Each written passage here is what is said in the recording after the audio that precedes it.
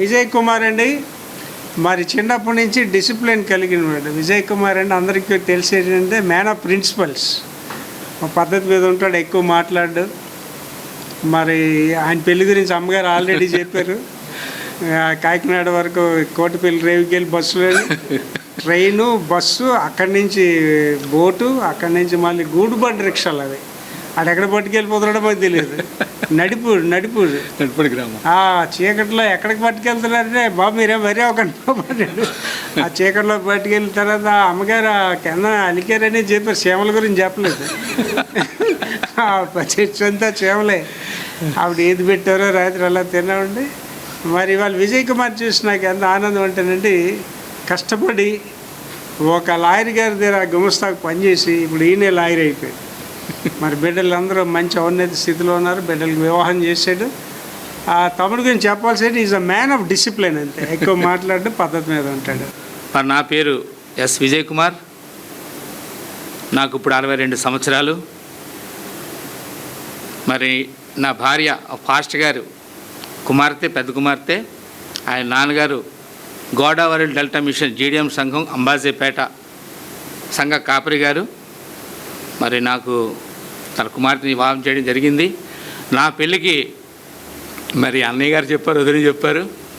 మరి ఎంతో కష్టపడి వాళ్ళు వచ్చారు. నేను అప్పుడప్పుడు గుర్తు తెచ్చుకుని సిగ్గుపడుతుంటాను నేను. ఎందుకంటే ఎంత కష్టపడి వచ్చారు అన్నయ్య వాళ్ళని. చాలా ఒక రకంగా అనుకోవాలి, భయం వేస్తుంది, ఒక భయంకరంగా వచ్చారు. పాపం దేవుని కృపల్లో వివాహం బాగానే జరిగింది. మరి దేవుడు నన్ను బహుగా ఆశీర్వదించాడు. కారణం ఏంటంటే, నేను అన్నయ్య దగ్గరికి వచ్చినప్పుడు 13వ సంవత్సరం. అప్పుడు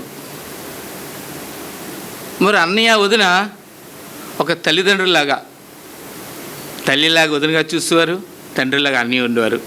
మరి ఎంత స్వేచ్ఛగా ఉండేదంటే వాళ్ళ ఇంట్లో నాకు ఇప్పుడు గుర్తుంది. అన్నయ్యతో కొంచెం భయపడేవాళ్ళు, వదినతో బాగా చనుగుండేవాళ్ళు. వదిన ఆకలేస్తుందంటే ఏడుతుంటా నాన్న బాబు అని. ఇప్పుడు కూడా బాబుయే మాట, ఎప్పుడు కూడా పేరుతో పని పెనలేదు, బాబుయే. తిని దానికే ఉంది. అంత చనువుగా ఒక ఇంట్లో ఒక సభ్యుడిగా, ఒక కుమారుడిగా వాళ్ళ ఇంట్లో అలాగే ఉండేవాడిని నేను. మరి అన్నయ్య అంటే చాలా భయము, భక్తి కూడా ఉండేది మాకు. చైన్ ప్రేస్ చేసుకునేవాళ్ళు మేము. మరి అన్నయ్య అందరూ చైన్ గల కూర్చొని, దేనా, జాన్సన్ సోదరుడు వీళ్ళందరూ దేనా చైన్ ప్రేస్ చీలు కట్టుకుని చైన్ ప్రేస్ చేసేవాళ్ళు. రాత్రి 9 స్టార్ట్ అవుతే ఈ మధ్య నిద్ర వచ్చేసి ఇలా ఊగునేవాళ్ళు. ఊపి ఇలా పోయినప్పుడు వాళ్ళు లేపోరు అన్నయ్య.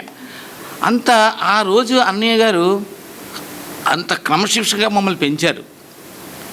మరి ఆదివారం వస్తే కంచరపాలెం రామూర్తిపాలెం పెంటలో అక్కడికి వెళ్ళిపోయి ఒక బోర్ ఉండేది మా చేతిలో. ఆ బోర్ అట్టుకొని మరి అక్కడ సువార్త ప్రకటించేవాళ్ళు, పాటలు పాడేవాళ్ళు. మరి ఆ రోజు అన్నయ్య వదిన మమ్మల్ని నడిపించిన విధానం బట్టి, దేవుని కృపను బట్టి, ఆయన మమ్మల్ని క్రమశిక్షగా పెంచిన బట్టి ఈరోజు ఒక ప్రయోజకుడిగా అయ్యాను నేను. మరి అన్నయ్య గారు చెప్పినట్టు మరి ఒక పెద్ద లాయర్ గారి దగ్గర అచ్యుత రామరాజు గారు అని, ఆయన డాబా గార్డెన్స్లో top most senior most advocate ఆయన, గౌరీశంకర్ రాజు గారు అన్నయ్య గారు, ఆయన దగ్గర నేను గుమస్తాగా చేసేవాడిని. ఆ వర్క్ అంతా నేర్చుకుని నేనెందుకు ప్లేడర్ని అవ్వకూడదు అని ప్లేడర్ అయ్యాను. ఈరోజు ఆశీర్వదింపడతాను, మంచి స్థితిలో ఉన్నాను ప్లేడర్గాను. మరి నాకు నా భార్య అన్ని విషయాల్లో కూడా సహకరిస్తారు. ముఖ్యంగా ప్రార్థనా జీవితం. నేను ఏమైనా మర్చిపోతే ప్రార్థన మర్చిపోయిన అంటారు. అది కోఆపరేషన్. ఎందుకంటే తను కూడా ఒక భాస్కర్ కూతురు, తనొక 100 to 200% నా కోఆపరేషను. ఈరోజు దేవుడు మా ఇద్దరిని ప్రేమించి మమ్మల్ని ఆశీర్వదించి నాకు 3 బిడ్డలు, 2 కుమారులు, కుమార్తె. పెద్ద కుమారుడు డేవిడ్ ఆనంద్ కుమార్, ఆయన ఐడిఎఫ్సి బ్యాంక్ ప్రస్తుతం 5 స్టేట్లకి వైస్ ప్రెసిడెంట్గా చేస్తున్నారు. ఆయన బీకామ్, ఎంబీఏ, ఎల్ఎల్ఎం, ఎంఎల్ చేశారు. ఆయన కూడా లా చేశాడు. ఆయన ఇప్పుడు 5 స్టేట్లకు హెడ్. ఆయన ఇప్పుడు హైదరాబాద్లో ఉంటున్నారు అక్కడ. మా కోడలు గారు కేజీఎస్ డాక్టర్ సంధ్య. ప్రస్తుతం ఆమె మొన్నే గ్రేహెండ్స్, మరి ఆవిడ గ్రేహెండ్స్లో ఆవిడ మెడికల్ ఆఫీసర్గా చేస్తున్నారు ఆమె. నాకు 2 మనవరాళ్ళు. పెద్ద మనవరాలు అనిషి, చిన్న మనవరాలు స్నితి. 2 కూడా టెంపిని స్కూల్లో చదువుతున్నారు. పెద్ద మనవరాలు 13వ సంవత్సరం, చిన్న మనవరాలకు 8వ సంవత్సరం వచ్చింది ఇప్పుడు. అలాగే నా కుమార్తె, ఆమె కూడా డాక్టరే, ఆమె ఫిజియోథెరపీ డాక్టరు. మరి ఆమె మరి చింత, ఎందుకంటే ఎవరు అనుకోకుండా సడన్గా వివాహం చేయడం జరిగింది మన కల్వర్ సంఘంలోనే. జనవరి మాసం 2020 చేయడం జరిగింది. అల్లుడు సాఫ్ట్వేర్, ఆయన సాఫ్ట్వేర్ అక్కడ హైదరాబాద్లో మేనేజర్ చేస్తున్నారు. నా చిన్న కుమారుడు దానియల్ ఉదయ్ కుమార్, ఆయన బీటెక్ చేశారు, ఎంబీఏ చేస్తున్నారు ఇప్పుడు. ఆయన జీవితంలో ఈరోజు చెప్పాలంటే ఆయన లైవ్గా ఉన్నారంటే దేవుని కృపే. మరి ఇందాక దీనా చెప్పాడు, భయంకరమైన శోధన నాకు వచ్చింది 2019 సంవత్సరంలో. ఆ భయంకర శోధన ఏమిటంటే, మేము శ్రీకాంత్ నగర్ అపార్ట్మెంట్ ఉన్నామండి, దేవుడు అపార్ట్మెంట్ కూడా ఇచ్చారు. వర్షం పడుతుంది 2019 సంవత్సరం. డాడీ నేను బండి ఎప్పుడు పల్సర్ బండి బాజాకి వెళ్తున్నాను డాడీ అన్నాడు. వద్దు నాన్న, వెళ్ళొద్దు నాన్న, వర్షం పడుతుంది నాన్న, వెళ్ళొద్దు అన్నాను నేను. లేట్ డాడీ, ఇంతకు 5 నిమిషాలు వచ్చేస్తాడు. లిఫ్ట్ దగ్గరికి వెళ్ళి మళ్ళీ నా ఇంట్లోకి వచ్చి మళ్ళీ వెళ్ళాడు. వితిన్ 5 మినిట్స్లో నాకు ఫోన్ వచ్చింది, కుమారుడు యాక్సిడెంట్ అయిందని. అలాంటి యాక్సిడెంట్ తెలుసండి, అందరూ చనిపోయిన అనుకున్నారట. లారీ కింద హెడ్ ఉండిపోయింది చక్రం పక్కనే, జస్ట్ మూవ్ అయితే ఎక్కిపోద్ది హెడ్ మీద, మొత్తం ఫ్రాక్చర్ అయిపోయింది. వెంటనే నాకు ఫోన్ వచ్చింది, నేను పరిగెట్టుకు వెళ్ళాను. వర్షం పడుతుంది, మా కోళ్ళు కూడా పరిగెట్టుకు వచ్చింది. ఫస్ట్ ఎయిడ్ అక్కడ డాక్టర్ అర్జున్రావు డాక్టర్ ఉంటే వెంటనే ఆయన ఫస్ట్ ఎయిడ్ చేసి ఎంబీ హాస్పిటల్లో జాయిన్ చేశారు, మైండ్ అండ్ బ్రెయిన్. అక్కడ హాస్పిటల్ జాయిన్ చేసిన తర్వాత అక్కడ చాలా హడావిడి చేశారు. బ్రెయిన్ ఆపరేషన్ చేయాలని అది ఇది అని చెప్పి చాలా ఇబ్బంది పెట్టారు. ఏదైనా ప్రభువా మరి మీ చిత్తమేనాయన అని నేను భార్య అలా ఏడ్చుకుంటుండేవాళ్ళు. నేను ఇంత భక్తిగా దేవుని యందు భయభక్తులు కలిగి ఉంటే నా తల్లిగారు కూడా ఉన్నారండి. ఆమె చనిపోయారు 2013లో, లూయిస్ అమ్మగారు. మా తల్లిగారు నాకు చాలా సపోర్ట్ చేసేవారు. నాన్న నువ్వు దేనికి భయపడకు, ప్రార్థన చేయి. అంతే. ఎంబీ హాస్పిటల్ జాయిన్ అయిన తర్వాత చాలా హడావిడి చేసేసేవాళ్ళు.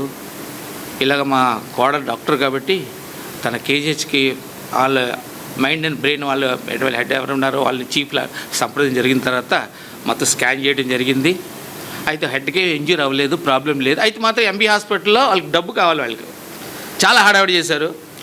నేను అప్పటివరకు మరి అన్నయ్య చెప్పినట్టు ఎక్కువ మాట్లాడను, చాలా వినయంగా ఉంటాను.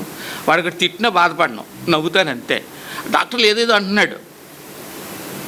చివరికి నాకు కోపం వచ్చేవనంటే, నేను ఎవరినో మీకు తెలుసా అని అడిగాను. ఎవరు మీరు అన్నారు. I'm a advocate, I can do anything. నువ్వు ఏమంటున్నావు, నువ్వు ఆర్టీ యాక్ట్ ఫైల్ చేస్తాను నీ మీద, నేను రైట్ అండ్ ఇన్ఫర్మేషన్ యాక్ట్ ఏంటి నీ రిపోర్ట్ చూపించు. ఎప్పుడైతే అలాగన్నానో, సార్ మీరు అడ్వకేటా సార్, నాకు డిశ్చార్జ్ కావాలి బాబుని, మా అబ్బాయిని డిశ్చార్జ్ చేసాను, కేజీలు జాయిన్ చేస్తాను. నన్ను డిశ్చార్జ్ చేయడం వీల్లేదు అన్నాడు. రాసి అన్నాను నేను. వెంటనే వాడు డిశ్చార్జ్ చేయడం జరిగింది. ఆ వర్షంలోనే, అప్పటికే వర్షం పడుతుంది. మా అయ్యంకుడు ఆయన స్టీల్ ప్లాంట్ జనరల్ మేనేజర్, ఆయన కారు పట్టుకొచ్చి మరి వెంటనే కేజీ తీసుకెళ్ళడం జరిగింది. అక్కడ నేను సుమారు 24 రోజులు ఉన్నానండి. 24 రోజులు కూడా నా నరకం చూశాను. కేజీ మీకు తెలియదు ఎంత, మా కోడలు డాక్టర్ అయినా అక్కడ వచ్చే పేషెంట్లు అక్కడ ఎంతో భయం వేసేది. కానీ ఏ ప్రభువా నువ్వే ఉన్నావు. నా కుమారుడికి లాస్ట్ ఆపరేషన్ ఏమనంటే ఆపరేషన్ జరుగుతుంది అని డాక్టర్ సుధా ఆవిడ ఆపరేషన్ రూమ్ తీసుకెళ్ళింది. ప్రార్థన ప్రభువా నీ బిడ్డనైనా మీ చిత్తమే అని మీ అంత ప్రార్థన చేసి లోపలికి వెళ్ళారు. ఎన్ని ప్లేట్స్ ఉంటాయని మా చిన్నబాబు బాబు చూసారు లేదా మీరు, ఎన్ని ప్లేట్స్ ఉంటాయి బాబుకి. లోపల ప్లేట్లు పెట్టారు. చేసిన తర్వాత 1 గంటన్నర ఆపరేషన్ జరిగింది. తీసుకొచ్చిన తర్వాత మరి దేవుని మహాకృప వలన ఈరోజు నా చిన్న కుమారుడు సేవలో ఉన్నాడండి, ఉద్యోగం చేస్తూ. మరి అక్కడ హైదరాబాద్లో చాలా సంఘాలు నడుపుతున్నాడు. తన సాక్ష్యం చెప్తాడు, వాక్యం చెప్తాడు, పాట అన్ని ఇన్స్ట్రుమెంట్స్ అన్నీ వాయిస్తాడు. దేవుడు అలాగే బహుగా ఆయన వాడుకుంటున్నాడు. మరి ఆయన కోసం ప్రార్థన చేయండి.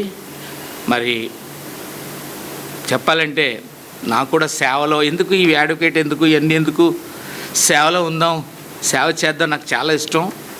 మరి దేవుడు ఎప్పుడు కరుణిస్తాడో, ఎప్పుడు అవకాశం ఇస్తాడో నాకైతే తెలీదు. నాకు సేవ చేయాలని ఉంది. మరి అనేక మందికి సువార్త చెప్పాలని ఉంది. వాక్యం చెప్పాలని ఆశపడుతుంటాను నేను. మరి నేనే కలవర బాప్తిస్ట్ సంఘ సభ్యుడినే, మేము అందరం కలుసుకుంటూ ఉంటాం. మరి మా కుటుంబం కోసం నాకు ప్రార్థన చేయండి. మరి అన్నయ్య కనిపించినప్పుడల్లా భయం వేస్తుంటారు. కారణం ఏంటి తెలుసండి? ఒక క్రమశిక్షణ. ఒరే విజయ్ అంటారు, అన్నయ్య చెప్పు అన్నయ్య అంటాను. ఇప్పుడు కూడా అదే. అంటే అంత క్రమశిక్షణ, ఒక భయం. ఏదో నేను చదువుకున్నాను కదా, ప్లేటర్ను కదా, నాకేటి, అది ఎప్పుడూ లేదు. తను తాను తగ్గించుకునేవాడు హెచ్చింబడును. ఎందుకంటే దేవుని వాక్యం నన్ను 1979 సంవత్సరం పిలిచిందండి. 1 కొరింథీ 1 అధ్యాయం 8వ వచనంలో తన ప్రభు అయిన యేసుక్రీస్తు తన సహవాసం పిలిచినవాడు నమ్మదగినవాడు. నేను ఆ సహవాసానికి వచ్చాను, దేవుని కృపలో ఎదిగాను, క్రమశిక్షణలో ఎదిగాను. అన్నయ్య వదిన నన్ను క్రమశిక్షణ చిన్నప్పుడు నీ ప్రార్థన అంటే ఏమిటి, ఏ విధంగా ఉండాలి అని నాకు నేర్పారు. ప్రార్థనలు ఇప్పుడు కూడా అలాగే. ఇందాక వదిన అన్నారు, ఎవరు బైబిల్ చదువుతున్నారు? నేను తెల్లవారు 5:30కే మోకరిస్తాను, మోకరించి లేకను ప్రార్థన చేసుకుంటాను. ప్రార్థన చేసుకుని నాకు డాగును పట్టుకుని బయటకు వెళ్తాను వాకింగ్కి. మరలా వస్తాను, వాక్యం చేద్దే కానీ బయటికి వెళ్ళను. నాకు బాగా అలవాటు, నేను బయటికి వెళ్తే ప్రార్థన చేయకుండా బయటికి వెళ్ళను. వితౌట్ ప్రేయర్ నేను బయటికి వెళ్ళను.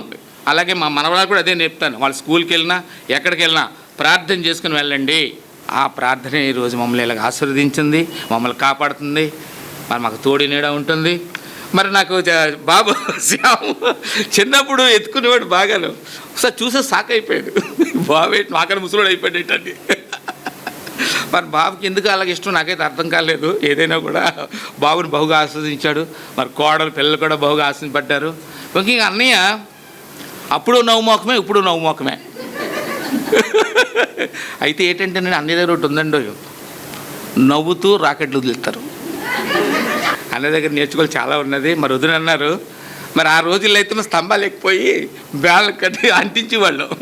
ఒకళ్ళు బకెట్ అట్టుకుంటే ఒకళ్ళు పేస్ట్ అంటించేవాళ్ళు. మరి దేనికి గుర్తుందో లేదు తెలియదు. మన శ్రీకాకుళం మన అందరం వెళ్ళాం యూత్ రిట్రీట్కి. అప్పుడు నేను అక్కడ సాక్ష్యం చెప్పాలి. అన్నయ్య నువ్వు సాక్ష్యం ప్రిపేర్ అయిపో అన్నారు. నేను గజిబిజి అయిపోతున్నా, అన్నయ్య చెప్తాడు సాక్ష్యం ఎలా చెప్పాలని. ఈలోగా మా బట్టలన్నీ వెళ్ళిపోయి బస్సులో, మరి అదేపోతే సునాబేడ బస్సు ఏదో ఒరిస్సా బస్సుకి వెళ్ళిపోయి మా బట్టలన్నీ. ఈ డేక్సాల గీక్సాలు అన్నీ కూడా ఒక బస్సులో ఉన్నాయి.